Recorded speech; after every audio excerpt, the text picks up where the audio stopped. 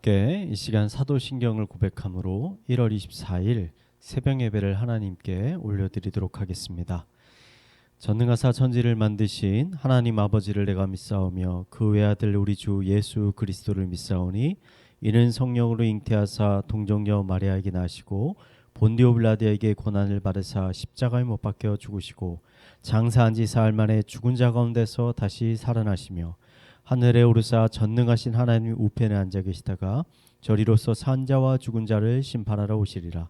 성령을 믿사오며 거룩한 공예와 성도가 서로 교통하는 것과 죄를 사하여 주시는 것과 몸이 다시 사는 것과 영원히 사는 것을 믿사옵나이다. 아멘. 이 아침에 우리가 함께 나눌 말씀은 요한복음 7장 14절에서 24절까지 말씀입니다. 우리 함께 읽도록 하겠습니다. 이미 명절 중간이 되어 예수께서 성전에 올라가사 가르치시니 유대인들이 놀랍게 여겨 이르되 이 사람은 배우지 아니하였거늘 어떻게 그를 아느냐 하니 예수께서 대답하여 이르시되 내 교훈은 내 것이 아니요 나를 보내신 이의 것이니라. 사람이 하나님의 뜻을 행하려 하면 이 교훈이 하나님께로부터 왔는지 내가 스스로 말함인지 알리라. 스스로 말하는 자는 자기 영광만 구하되 보내신 이의 영광을 구하는 자는 참되니 그 속에 불의가 없느니라. 모세가 너희에게 율법을 주지 아니하였느냐? 너희 중에 율법을 지키는 자가 없도다. 너희가 어찌하여 나를 죽이려 하느냐? 무리가 대답하되 당신은 귀신 들렸도다. 누가 당신을 죽이려 하나이까? 예수께서 대답하여 이르시되 내가 한 가지 일을 행하매 너희가 다 이로 말미암아 이상히 여기는도다. 모세가 너희에게 할례를 행하였으니 그러므로 너희가 안식일에도 사람에게 할례를 행하느니라. 모세의 율법이 범하지 아니하고 사람이 안식일에도 할례를 받는 일이 있거든 내가 안식일에 사람의 전신을 건전하게 한 것으로 너희가 내게 노여워하느냐? 외모로 판단하지 말고 공의롭게 판단하라 하시니라. 아멘. 예수님은 어린 시절부터 성인이 될 때까지 갈릴리 호수 주변에 있던 나사렛이라는 조그만 마을에서 성장을 하셨습니다. 나사렛이라는 마을은 무엇 하나 자랑할 만한 것이 없는 매우 조그만한 마을이었습니다. 얼마나 보잘것이 없었던지 예수님을 소개하러 왔던 예수님의 제자 빌립을 향해서 그의 친구인 나다니엘은 나사렛에서 무슨 선한 것이 날 수 있겠느냐라면서 예수님께 나아가기를 거절하기도 했습니다.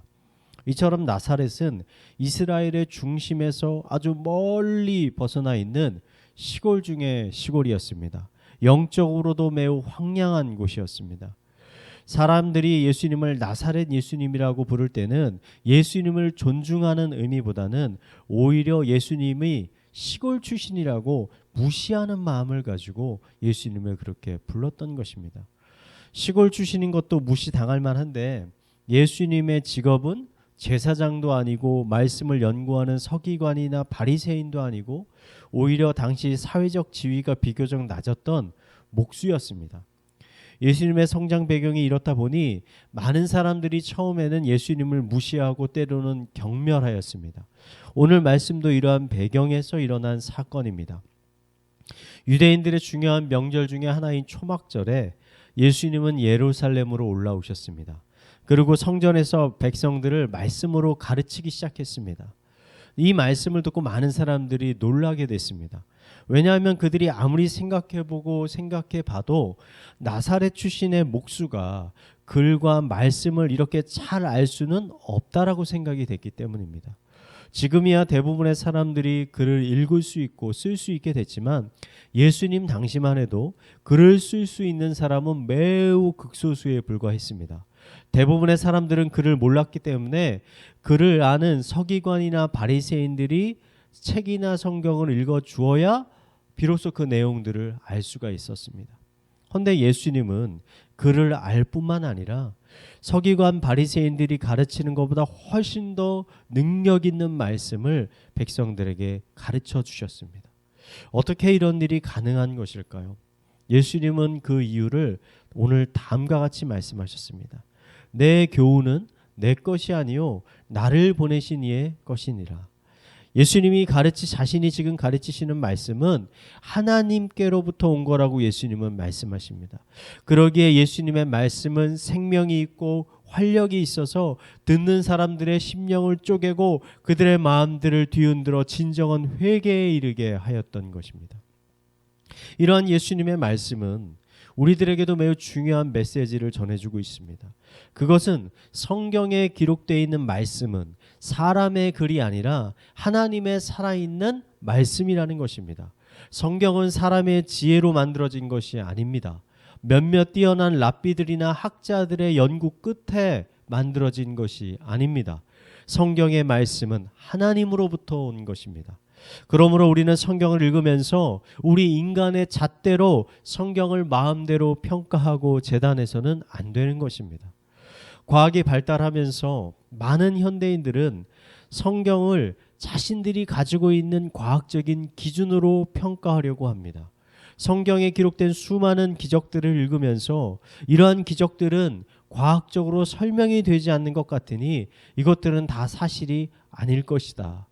오직 그 성경에 기록된 윤리적이고 도덕적인 내용만 진짜일 것이다 라고 그것만 받아들이는 사람들이 생겨나게 됐습니다. 또 어떤 사람들은 성경을 하나님의 말씀과 사람의 창작물이 혼합된 것으로 생각합니다. 그래서 자기의 마음대로 이것은 하나님의 말씀인 것이고 이것은 사람의 글인 것이다 라고 나누고 자신이 믿고 싶은 것만 믿는 사람들도 생겨나게 되었습니다. 세상의 분위기가 이렇다 보니 심지어 교회 안에서도 이 하나님의 말씀을 가볍게 여기는 분위기가 점점 만연해져 가는 것 같습니다. 너무나 안타까운 일입니다. 사도 바울은 성경에 대해서 이렇게 증거하였습니다. 모든 성경은 하나님의 감동으로 된 것으로 교훈과 책망과 바르게 함과 의로 교육하기에 유익하니 이는 하나님의 사람으로 온전하게 하며 모든 선한 일을 행할 능력을 갖추게 하려 함이라. 모든 성경은 하나님의 감동, 즉 하나님의 거룩한 영이신 성령의 인도하심을 받아 기록된 것입니다. 그러므로 우리는 성경을 읽을 때 이것이 지금 나에게 말씀하시는 하나님의 음성이다라는 믿음을 가지고 성경을 읽어야 하는 것입니다. 성경에는 이러한 믿음을 가지고 예수님의 말씀을 들었던 사람과 반대로 의심하며 들었던 사람들의 최후가 어떻게 되었는지를 잘 보여주고 있습니다. 이러한 믿음을 가지고 예수님의 말씀을 들었던 사람들은 예수님을 통해서 구원을 얻고 회복을 경험하게 됩니다. 죄의 문제들이 해결되고 그들의 삶을 억누르고 있던 수많은 문제들이 해결되었습니다.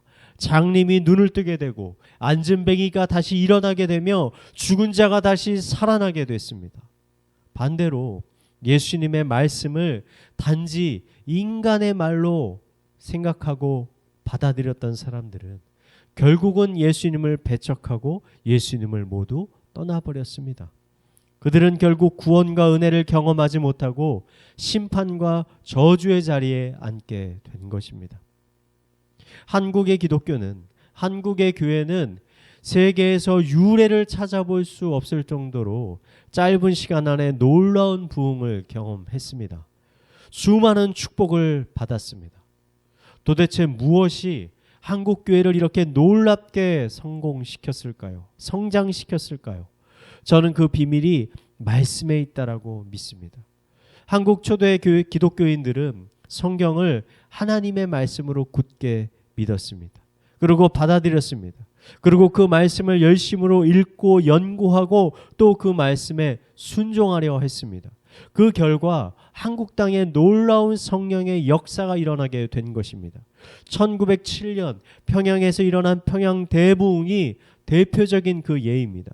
말씀을 사모해서 말씀을 배우고 공부하기 위해 평양 전역에서 수많은 사람들이 모여들었습니다. 일주일 동안 말씀 사경회를 여는데 그곳에서 놀라운 성령의 임재가 부어지게 된 것입니다.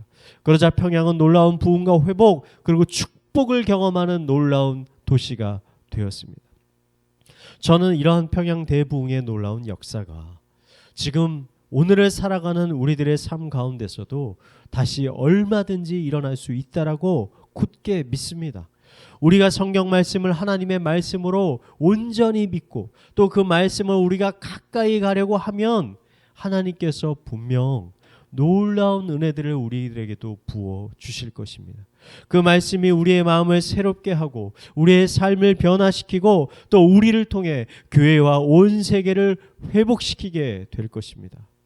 저는 이 시간 예배에 함께하는 모든 성도님들이 이런 말씀의 사람이 되어서 말씀이 주는 능력, 말씀이 주는 은혜, 말씀이 주는 그 축복을 충만하게 하루하루 경험하게 되기를 이 시간 마지막으로 축원을 드리겠습니다.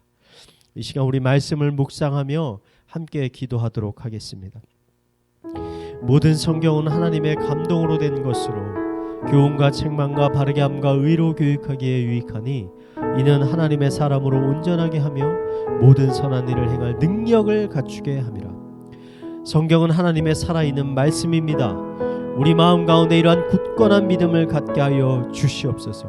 그리하여 세상 사람들의 말에 귀를 기울이는 것이 아니라 살아있는 하나님의 말씀에 귀를 기울이고 그 말씀에 순종하여 하나님이 주시는 그 충만한 은혜들을 누리며 살아가게 하여 주시옵소서. 우리 이런 기도 제목을 가지고 함께 기도하도록 하겠습니다. 기도하시겠습니다. 하나님, 이 시간 하나님의 말씀을 사모하는 마음을 가지고 주님의 전 앞에 나아갑니다. 하나님의 선포되어진 이 성경의 말씀, 하나님의 생명력이 있고 하나님의 활력이 있으며 하나님의 거룩한 지혜와 지식과 영이 담겨있는 이 성경의 말씀을 아버지 우리가 사모하게 하여 주시옵소서. 이 말씀을 하나님의 말씀으로 믿게 하여 주시옵소서. 받아들이게 하여 주시옵소서. 순종케 하여 주시옵소서. 세상의 귀를 기울이는 것이 아니라 우리를 향하신 하나님의 이 능력의 말씀에 귀를 기울일 수 있도록 하여 주시옵소서. 하루하루 하나님의 말씀을 읽게 하여 주시고 묵상케 하여 주시고 암송케 하여 주시고 순종케 하여 주셔서 하나님의 말씀이 우리를 통해서 하나님의 역사가 다시 한번 우리의 삶에 일어날 수 있도록 주님 인도하여 주시옵소서. 하나님의 말씀으로 충분합니다. 하나님의 말씀을 통해서 우리가 온전하게 될 것입니다. 하나님의 선한 일을 행할 능력을 우리가 온전히 갖추게 될 것입니다. 아버지, 이런 소망함을 가지고 우리가 하나님의 말씀을 가까이 할 수 있도록 붙들 수 있도록 읽어갈 수 있도록 우리가 아버지 묵상할 수 있도록 주님께서 인도하여 주시옵소서. 우리 이어서 교회를 위해서 함께 기도하겠습니다. 우리 2월에는 다음 세대가 겨울 성경학교를 준비하고 있습니다. 추운 날씨에 성경학교를 준비하는 다음 세대 교육자들과 또 우리 선생님들에게 지혜와 능력 그리고 기쁨을 주셔서 겨울 성경학교가 은혜 가운데 잘 준비될 수 있게 하여 주시옵소서. 우리 함께 기도하도록 하겠습니다. 기도하시겠습니다. 하나님 아버지, 이 추운 겨울 날씨에 우리 아이들을 위해서 성경학교를 준비하려고 하고 있습니다. 우리 준비하고 있는 교육자들과 선생님들에게 하나님 성령의 충만함을 부어 주시옵소서. 지혜를 허락하여 주시옵소서. 지식을 허락하여 주시옵소서. 기쁨을 주시옵소서. 능력을 주시옵소서. 하나님이 주시는 마음, 하나님이 주시는 사랑의 마음을 가지고 이 아이들을 잘 섬길 수 있도록 주님께서 인도하여 주시옵소서. 마음이 하나가 되게 하여 주시고 아이들의 건강을 지켜주시고 교육자들과 선생님들의 건강을 지켜주셔서 건강한 몸과 마음으로 아버지 여름 이 겨울 성경학교가 잘 준비되고 진행될 수 있도록 주님 인도하여 주시고 이 성경학교를 통해서 우리들의 아이들의 마음들이 다시 한번 새롭게 되고 아버지 하나님 예수 그리스도를 인격적으로 만나는 놀라운 은혜의 역사가 있을 수 있게 하여 주시옵소서. 우리 마지막으로 가정과 사회와 개인의 기도 제목을 가지고 기도하도록 하겠습니다. 기도하시겠습니다. 하나님 아버지, 우리 가운데 하나님의 은혜, 우리 가정 가운데